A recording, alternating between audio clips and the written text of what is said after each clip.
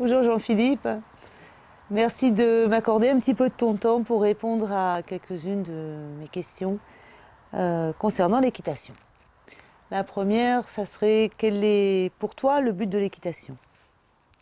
Pour moi, les objectifs de l'équitation sont simples. C'est avant tout pouvoir monter un cheval en toute sécurité. Que ce soit en dressage, à l'obstacle, en balade, dans toutes les disciplines, je dois pouvoir monter mon cheval en toute sécurité. Pour cela, il y a plusieurs conditions à remplir, qui sont avoir un cheval en équilibre, dans le mouvement en avant, et les GOZ. Les GOZ pour pouvoir être contrôlé à tout moment. Je me souviens, mon maître Michel Riquet me disait, à l'époque où il a commencé l'équitation, il achetait des pur sang au Haras de Jardy, donc c'était une écurie de course. Donc il avait des chevaux qui étaient habitués à galoper, habitués sur les épaules, très amples dans leur galop. Et il m'a dit, si j'étais amené à faire du dressage, c'est parce que j'en avais marre de me faire embarquer en promenade et que je voulais avoir des chevaux que je puisse contrôler. Donc pour moi, c'est l'objectif, et avant tout un objectif prioritaire, c'est la sécurité. On entend beaucoup parler actuellement de l'équitation de tradition française. Est-ce que tu peux développer un petit peu ce terme? L'équitation de tradition française, c'est avant tout une histoire, l'histoire de l'équitation en France. Elle a brillé sur toutes les cours d'Europe, sur toute l'Europe de l'équitation, donc du XVIe siècle, à peu près vers les années 30. Elle nous a laissé un trésor de solutions techniques qui est à ce jour absolument inégalé par aucune autre culture équestre de n'importe quel autre pays. Elle a commencé donc par les grands maîtres qui ont laissé des traces dans l'histoire de l'équitation par des ouvrages tels que Pluvinel, La Guérinière, Baucher, pour arriver à une époque plus récente par l'Ode de Carpentry. Et puis, bon, je vais les citer puisque l'un fut mon maître, Michel Henriquet, et l'autre, avec qui j'ai eu également la chance de travailler, fut le maître de mon maître, c'est-à-dire Nuno Oliveira. Tous ces procédés qu'ils ont inventés forment un catalogue absolument fabuleux, mais facile à mettre en pratique. C'est un catalogue technique voilà, qui permet à n'importe quel cavalier qui s'intéresse un peu à la littérature équestre, qui va aller rechercher dans les ouvrages les solutions, qui va lui permettre de dresser n'importe quel cheval, quel que soit le problème rencontré, du plus simple au plus complexe, et quelle que soit l'équitation pratiquée et les ambitions qui sont les siennes dans l'équitation qu'il souhaite pratiquer. L'équitation de tradition française est d'ailleurs inscrite depuis 2011 au patrimoine immatériel de l'humanité auprès de l'UNESCO. Ensuite, justement par rapport à cette équitation de tradition française, on dit que l'équitation a évolué avec les chevaux. Qu'est-ce que tu penses de ça? Les chevaux ayant évolué, l'équitation n'a plus qu'évoluer.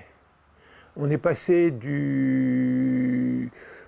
pour être schématique, jusqu'à la Guérinière, les chevaux qui étaient montés par les écuyers étaient avant tout des genêts d'Espagne, donc des chevaux proches de l'andalou actuel, donc des chevaux très relevés du devant avec beaucoup d'équilibre, des chevaux qui relevaient très fort leurs allures. Et on va dire qu'à partir de Baucher, on était plus sur des chevaux, des pur sanglés, des chevaux avec un équilibre beaucoup plus horizontal, une encolure plus étendue devant, plus horizontale. Donc il est un fait que Baucher a dû trouver des moyens supplémentaires pour adapter l'équitation à ces chevaux-là. Je parle bien d'adapter l'équitation à ces chevaux. Tu l'as vu souvent, je suppose, la statue de Louis XIV à Versailles, il est sur un cheval un genet d'Espagne, un cheval très relevé, voilà. Donc l'évolution des chevaux a fait que l'équitation a évolué. Mais comme je te l'ai dit, l'équitation doit s'adapter au cheval. C'est-à-dire que chaque maître a apporté une pierre à l'édifice. Et ce qui est important, c'est qu'en tant que cavalier, on réfléchisse sur son cheval, sa morphologie, et que l'on prenne parmi tous ces maîtres, dans une sorte de caisse à outils, bon voilà, mon cheval, il est plus typé pur sang, je vais devoir le monter comme ça. Mon cheval est un cheval d'origine andalouse ou typé andalou, le relèvement de l'encolure est stupide. Hein?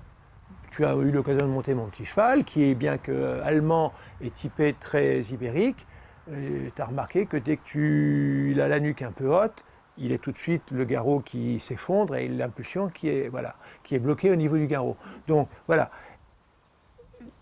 Ce que je voudrais faire passer, c'est dans l'équitation, il ne faut rien rejeter, mais il ne faut pas être sectaire. Je vais être dogmatique dans ce que je vais te dire. Mais en équitation, il ne faut surtout rien élever en dogme. Je vais d'ailleurs en profiter pour répondre à une question que tu ne m'as pas posée. Qu'est-ce qu'un maître? Parce que depuis tout à l'heure, je parle de maître. Pour moi, un maître, c'est quelqu'un qui d'abord ouvre l'esprit de son élève, quelqu'un qui le rend libre. Un maître qui enferme son élève dans une méthode, ce n'est pas un maître pour moi, c'est un gourou. Comment peut-on prétendre,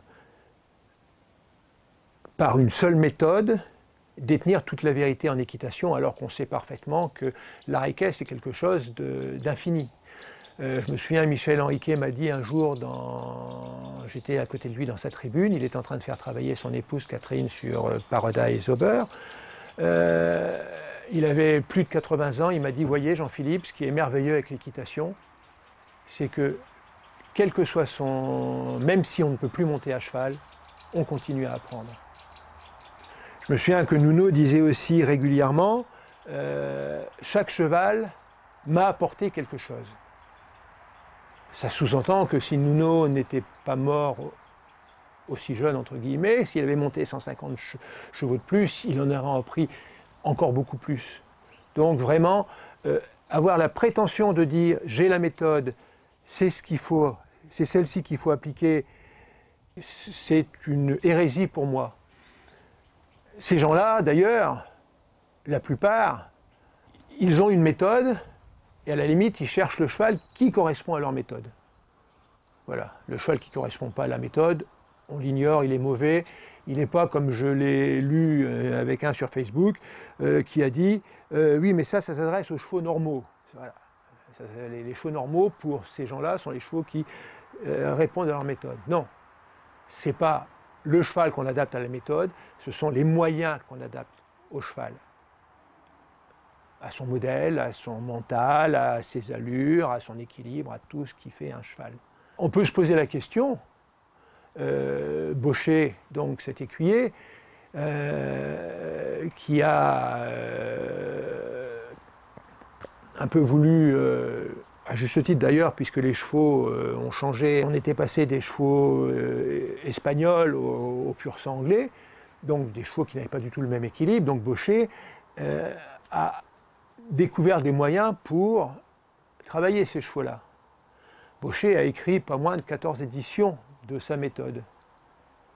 Il n'a jamais hésité à remettre en cause les vérités qu'il avait écrites la veille. Donc il n'a jamais cessé d'évoluer dans sa vie. S'il avait vécu 10 ans de plus, combien d'éditions en plus aurait-il écrit? Et en plus, Baucher, il s'est pris un livre sur le coin de la figure, qui l'a rendu invalide. Donc du coup, à la fin de sa vie, il a créé une deuxième manière, qui a été réécrite par Favreau de Carbrèche. Quelle aurait été sa méthode finale s'il n'avait pas pris ce livre sur la figure? Donc c'est absolument stupide de dire Baucher, deuxième manière, c'est l'équitation aboutie. C'est stupide. Parce que même Baucher, s'il avait vécu 10 ans de plus, il les aurait contredits.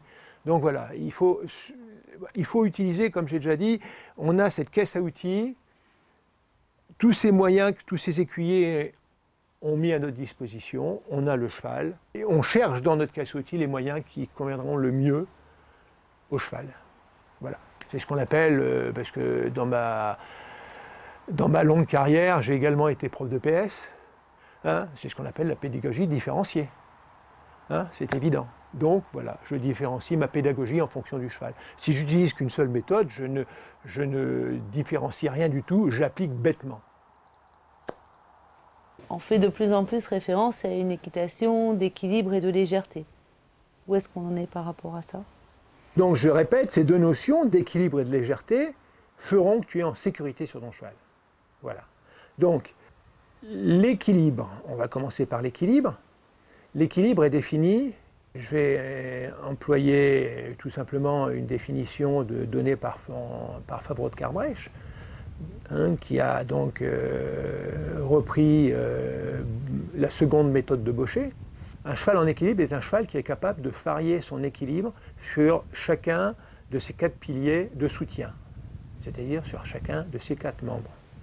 Voilà. Donc un cheval en équilibre n'est pas un cheval comme beaucoup même de Baucheristes disent, un cheval sur les hanches. Non, un cheval en équilibre, c'est un cheval qui est capable de passer d'un équilibre horizontal à un équilibre sur les hanches, capable de partir, de tourner à gauche, à droite, pardon, puis à gauche, à la moindre sollicitation de son cavalier.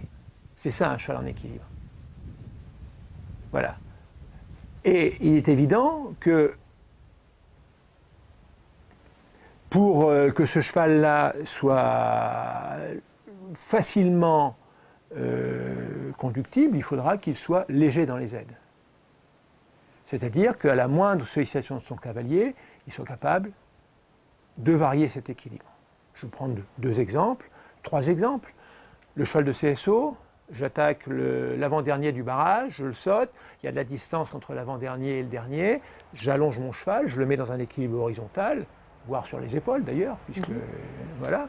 Hein, et en 3 foulées, paf, paf, paf, je reprends, mon cheval se remet sur les hanches, saute. En dressage, je pars dans un trot en extension magistrale, et en 3 foulées, mon cheval s'arrête, voire part dans un piaffe brillant. Mais c'est exactement la même chose en balade. Oui. Je galope dans la forêt, une belle allée, je laisse rouler mon cheval, et puis d'un seul coup surgit le chevreuil. voilà, un troupeau de chevreuils qui traverse.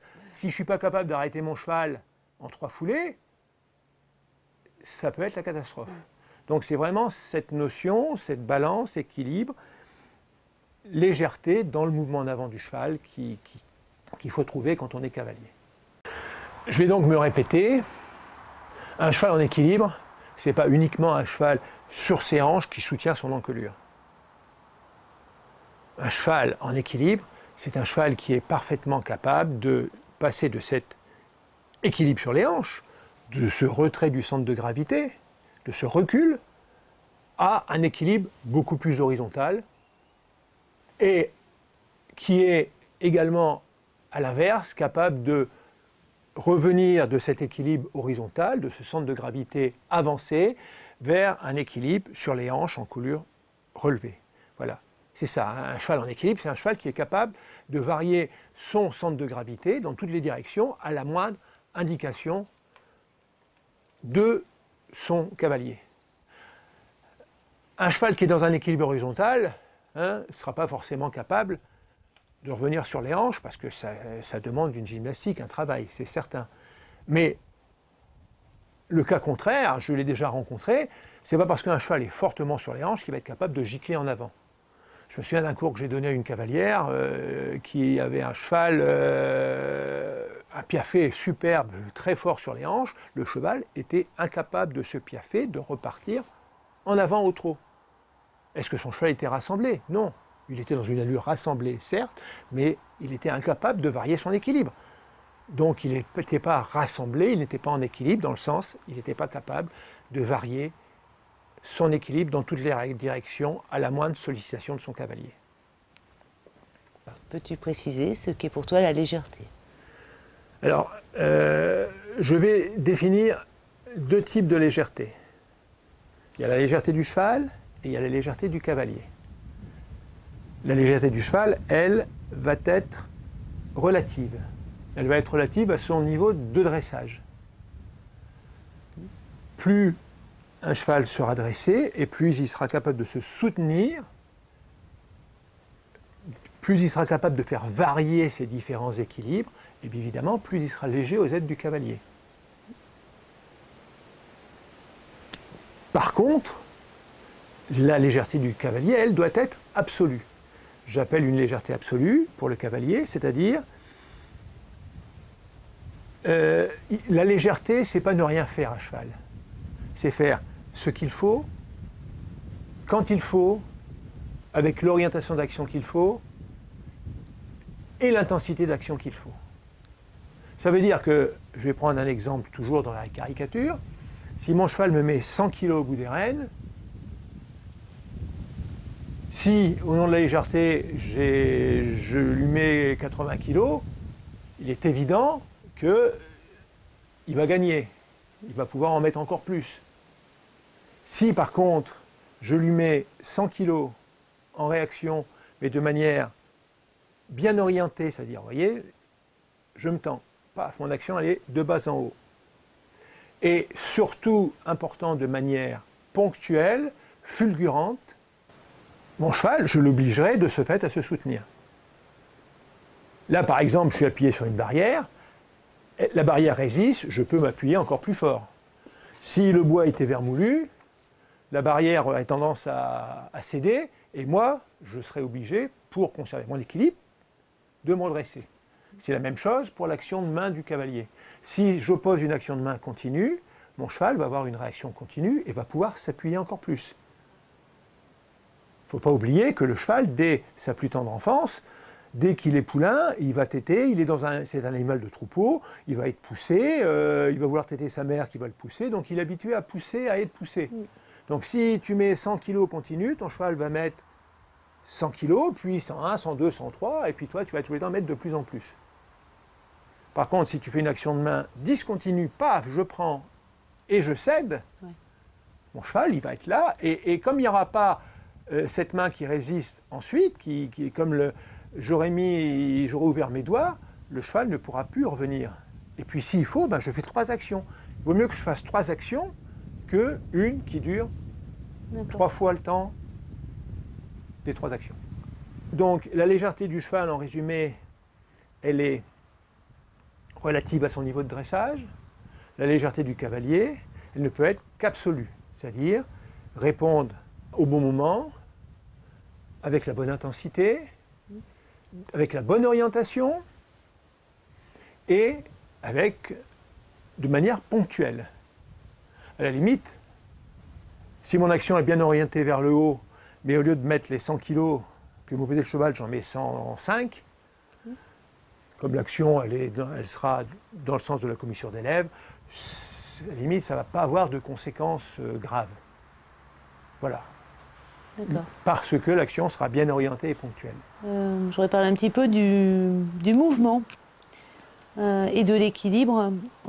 J'ai lu sur Internet par les rapports de divers intervenants qui disent de privilégier l'un par rapport à l'autre, que l'équilibre est prioritaire sur le mouvement. Quel est le rapport entre équilibre et mouvement ? Une des premières définitions de l'équitation que j'ai appris il y a de ça quelques années, c'était l'équitation, c'est l'exploitation de l'impulsion. De toute façon, l'équitation, c'est le mouvement en avant. Oui. Voilà. Donc, je vais reprendre une citation de Baucher, parce que j'ai lu ces mêmes choses sur Internet par ce que j'appelle des intégristes bauchérisants, qui affirment haut et fort que l'équilibre est prioritaire sur le mouvement. Qui disaient en substance, le mouvement, tout en s'effectuant, ne doit pas porter atteinte à l'équilibre. L'équilibre doit permettre, le mouvement ne doit pas entraver le mouvement. Voilà grosso modo, en substance, la citation de Baucher. Ça prouve bien que, justement, il n'y a pas priorité de l'un sur l'autre, il y a équilibre entre les deux. Ça veut dire que mon cheval, évidemment, ne doit pas prendre le mouvement dans le déséquilibre, parce que là, il y aurait priorité du mouvement sur l'équilibre, mais mon cheval également ne doit pas, au nom de l'équilibre, ne plus avoir de mouvement du tout. À l'obstacle, la sanction sera immédiate. Ah oui. Le refus, en dressage, la sanction, elle n'est pas immédiate. Au contraire, d'ailleurs, le cheval, ça lui plaît. Parce que c'est des reprises où le cheval est très bien devant, tranquille, il n'avance pas, il fait ce que j'appelle du pouce-crotte, hein, c'est-à-dire les pieds rasent le sol et dès qu'il y a un crottin devant, il tape dedans. Voilà, et le cheval, il peut faire ça toute sa vie, il n'y aura jamais d'équitation brillante, jamais d'air relevé, de piaffe et autres, passages et autres, voilà. Donc pour moi, non, l'équilibre et le mouvement ont la même importance. L'un ne doit pas nuire à l'autre. C'est fondamental. Le mouvement sans équilibre, il n'y a pas équitation. A contrariori, l'équilibre sans mouvement, il n'y a pas équitation non plus. Donc dans le travail, comment fais-tu pour arriver à cet équilibre? Dans le mouvement. Je vais prendre l'exemple, je pars d'un cheval, d'un jeune cheval qui a son équilibre naturel, voilà. Plus ou moins devant, parce qu'il faut savoir qu'un cheval, de toute façon, si on met des pèse-personnes sous ses sabots, il y aura plus de poids devant que derrière, à cause du balancier de l'encolure. Ensuite, il faut savoir que quand on met le cavalier dessus, le cavalier est légèrement devant et rajoute encore du poids sur l'avant-main. Sur l'avant-main. Je me souviens que Michel Henriquet me disait un jour, en fin de compte, le but de l'équitation, c'est d'arriver, hein, il y a d'un côté le cheval qui, naturellement, a son équilibre. Il y a le cavalier qui, quand il est à pied, a son équilibre. Et tout le problème, c'est que l'un sur l'autre perdent chacun, il n'y a plus d'équilibre. Donc tout le but de l'équitation, c'est de retrouver cet équilibre du couple cheval-cavalier. Donc voilà comment je pratique. Je vais te citer deux phrases de Nuno Oliveira. La première, c'était « Ne jamais allonger un cheval plus qu'il n'est rassemblé ». Et la deuxième, c'était « Si vous avez un cheval qui a des allures, surtout mettez-les dans un coffre-fort et ne les ressortez que quand il sera prêt à les donner ». Quand je suis sur un jeune cheval, il a son propre équilibre. Je vais, par les exercices que je vais lui proposer, au début des simples cercles, diagonales, serpentines, etc., je vais l'inciter à se soutenir de lui-même. Donc, il va légèrement se rééquilibrer, légèrement aller vers une allure rassemblée, un peu plus rassemblée. Nuno disait d'ailleurs, dès que je monte un jeune cheval, je suis déjà dans la pensée du rassemblé qu'il me fera un jour. À partir de ce moment-là, je peux l'étendre un tout petit peu. Là, je vais mettre, je le mets d'ailleurs, un schéma où mon cheval est dans son allure naturelle, donc je vais gagner un peu de rassemblé, position 1. Je vais donc pouvoir avoir un peu plus d'allongement, position 2. Puis de mon travail, avec les assouplissements qui vont suivre, l'épaule en dedans, etc., contre-épaule et compagnie, va aller vers un peu plus de rassemblé, position 3. Puis un peu plus d'allongement, position 4. Puis, etc., pour aller de l'allure la plus rassemblée possible vers l'allure la plus étendue possible. Moi, je me souviens, j'ai eu un cheval, mon magnifique Norfolk, hein, qui est un cheval qui avait des allures tout à fait ordinaires. Et du jour où il s'est mis à piaffer, et c'est un cheval qui était à moitié d'ibérique, donc il a adoré piaffer. Une première séance, il avait un piaffé que beaucoup de chevaux de Grand Prix n'ont pas. Et immédiatement, il est parti dans des trous en extension qui n'avaient plus rien à voir avec l'allure ordinaire qu'il avait la veille. Donc voilà, c'est cet équilibre entre rassemblé et allongé du cheval. Si j'allonge mon cheval trop tôt, si je commence par l'allongement, c'est pour ça que Nuno a utilisé les deux phrases, a cité les deux phrases que j'ai indiquées avant. Si je commence par l'allongement, qu'est-ce que va faire mon cheval? Il va se mettre plus sur les épaules. Oui, alors que si tu commences par le rassembler... Alors que je veux là... Voilà. Mais c'est pas parce que je donne la priorité, c'est pas parce Oui, que je oui, donne oui. la priorité. Hein. Mon cheval, je veux que dans cette allure, qu'il apprenne de lui-même à se soutenir dans le mouvement en avant. Oui. D'accord? Ça, c'est important. Je voudrais bien qu'on parle un petit peu de l'être cheval. Quelles sont, selon toi, les clés de la réussite pour en arriver à cette osmose entre cet être majestueux que le cheval et nous, cavaliers? Je vais à nouveau citer un gauchériste. Ce qui prouve que dans la vie, il ne faut pas être sectaire. Bedan disait, le cheval est un animal plein de bonne volonté.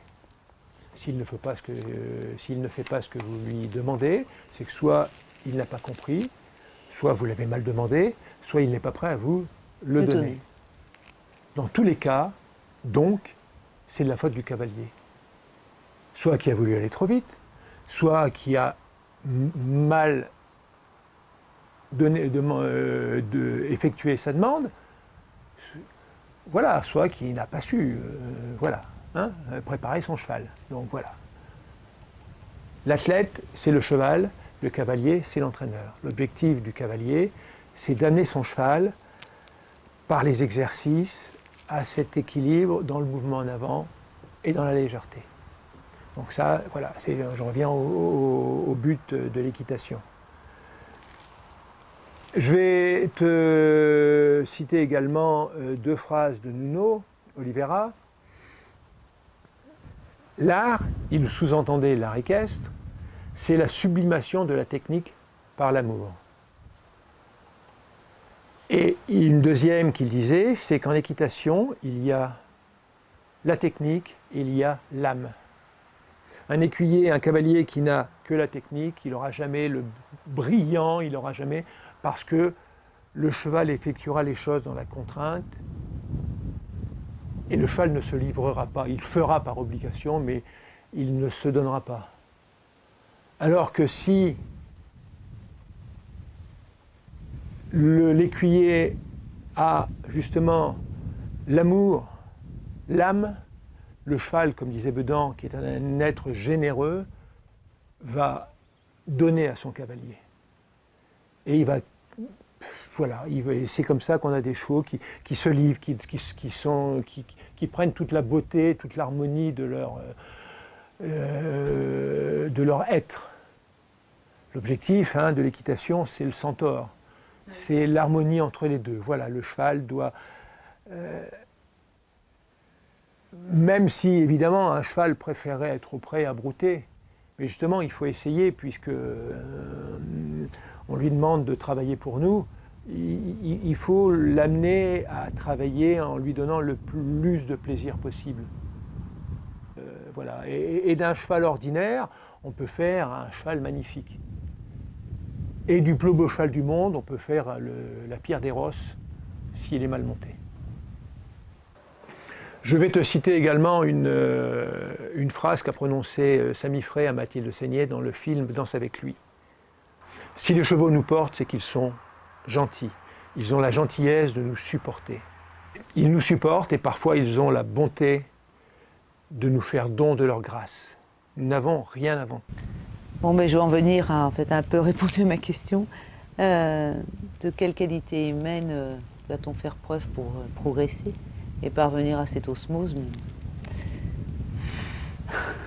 J'ai une amie qui, un grand écuyer lui a dit tu as tout pour réussir. Tu as de l'humilité et tu sais donner de l'amour. Alors surtout, n'arrête pas. Voilà, je pense que c'est ça avant tout. Je pense que la technique, elle vient après. La technique, on peut l'acquérir. La technique, c'est du travail. L'amour et l'humilité, c'est inné un peu chez l'être humain, c'est inné. Quand je monte à cheval, quand je rentre à la maison, j'ai un quart d'heure à peu près de voiture, c'est le quart d'heure qui est consacré à la rétroaction, le feedback de ma séance.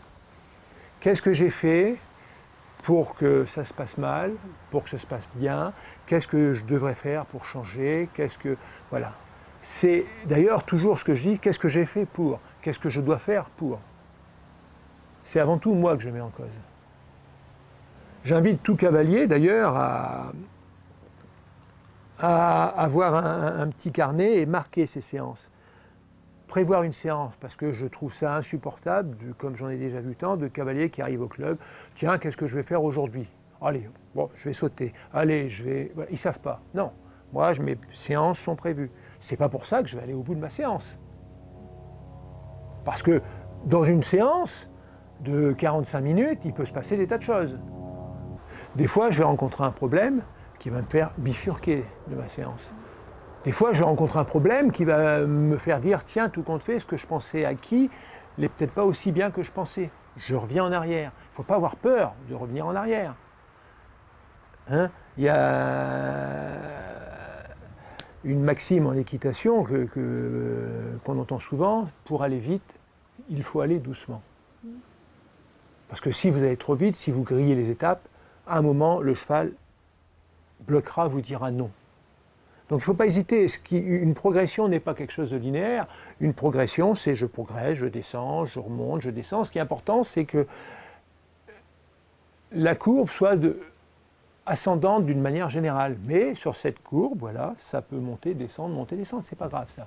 Pour moi, les qualités importantes, les deux qualités principales, c'est l'humilité et donc savoir se remettre en cause et puis savoir apporter de l'amour à cet être extraordinaire qui nous apporte autant de plaisir. Moi, une chose qui m'énerve le plus, moi, mon cheval, j'ai ma pochette de bonbons, j'arrête pas de lui donner des bonbons. C'est pas pour ça qu'il est mordeur. Tous mes chevaux, j'aurais fait ça. J'ai pas eu un cheval mordeur. C'est une question d'éducation. Mais j'estime qu'il m'apporte tellement de bonheur que ce que moi je peux lui apporter, je lui apporte tout de suite. Le cheval, c'est ma psychanalyse. Voilà. Hein, tu comprends? Oui, complètement. J'aurais été voir un psychanalyste, je lui aurais donné un billet de 50 €. Oh oui, facilement. Facile. Là, mon cheval, je vais le voir, je lui donne des bonbons. Bon, donc je suis gagnant. Voilà, tout à fait. Pour finir, est-ce que tu pourrais un petit peu nous parler de l'isopraxie, parce que je sais que c'est quelque chose qui te tient particulièrement à cœur. L'isopraxie, c'est quelque chose qui me tient complètement à cœur. D'ailleurs, j'invite tous les cavaliers à lire un livre de Sally Swift qui s'appelle « L'équitation centrée ». L'équitation, ce n'est pas les mains, les jambes. L'équitation, c'est le corps. L'assiette, le corps. Ça part de là, la main part de là, les jambes partent de là, et voilà, ça rayonne. Michel Henriquet avait une formule qui n'a pas forcément été bien comprise, mais j'ai pas trouvé d'autres termes pour... donc je vais donner sa formule et l'expliquer. Il parlait de l'aide monobloc du corps. Alors c'est vrai, monobloc, ça peut donner une impression de rigidité. Non. Il voulait dire que je suis à cheval, je me grandis, je m'oriente, et dans tous mes mouvements, je prends le mouvement que je veux donner à mon cheval. C'est-à-dire que quand je suis à cheval, je suis le plus possible avare de mes mouvements, de mains et de jambes. Je suis vraiment dans des attitudes de bassin, des orientations. Je veux que mon cheval s'arrête, je m'arrête. En me grandissant, je veux que mon cheval passe du trot au pas, je fais le même mouvement, je me grandis. Si je veux qu'il marche au pas, une fois qu'il est au pas, je me remets à marcher avec lui. Je veux qu'il aille jusqu'à l'arrêt, je continue à me grandir. Voilà. Je veux que mon cheval se mette en épaule en dedans, je me mets en épaule en dedans. D'ailleurs, la première leçon d'épaule en dedans que je fais à mes cavaliers, c'est toujours à pied. Non, il y a deux. Je l'ai fait à pied pour qu'ils sentent bien. Je lui dis voilà, fais de l'épaule en dedans. Et là, voilà, bah, tu vois ce que tu fais là, c'est ce que tu dois faire à cheval. Et puis je leur fais faire à cheval, mais c'est moi qui fais marcher le cheval en main pour qu'ils sentent. Parce que l'équitation, c'est quelque chose qu'il faut sentir. Ferme les yeux, hop, tu sens un peu ce qui se passe sous toi, sens un peu.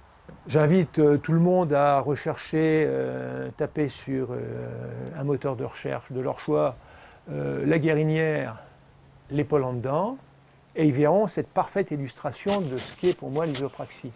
C'est-à-dire que on voit sur cette gravure, on voit l'écuyer, donc le cheval en épaule gauche en dedans, en épaule droite en dedans, pardon, l'écuyer qui lui-même est parfaitement en épaule droite en dedans, et la guérinière qui est comme ça, voilà. Lui est en épaule gauche en dedans. Donc les trois sont en épaule en dedans. Et je trouve que cette gravure est superbe de ce côté-là. Est-ce qu'on pourrait conclure sur les 3 citations qui te tiennent à cœur de tes maîtres? Je vais en reprendre 2 évidemment, hein, celle de Nuno. En équitation, il y a la technique et l'âme.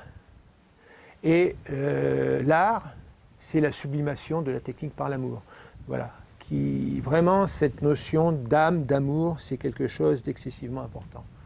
Et, comme de toute façon, je voulais la citer, même si tu ne me l'avais pas demandé, je voulais conclure, mais là, je l'ai marqué dans ma poche, Oui. Hein, par une citation de Michel Henriquet. Donc, Michel a dit « Si j'ai pu faire comprendre ce qu'un peu de savoir, de psychologie et d'amitié peut inspirer de confiance à ce merveilleux partenaire, l'objectif est atteint. » C'est une belle phrase de conclusion, je trouve cette phrase superbe. Déjà parce qu'elle a été prononcée par mon maître, voilà. Et parce que je la trouve d'une justesse extraordinaire. C'est qu'un cavalier qui a de l'amour, de l'âme, le cheval cherchera toujours à bien faire. Par contre, un cavalier qui a de la technique, mais sans donner ni amour ni âme, le cheval sera toujours contre son cavalier. Merci beaucoup. J'espère que voilà, ces petites questions retrouvées sur les sites éclaireront un certain nombre de cavaliers. Et merci beaucoup et bonne soirée. C'est moi qui te remercie.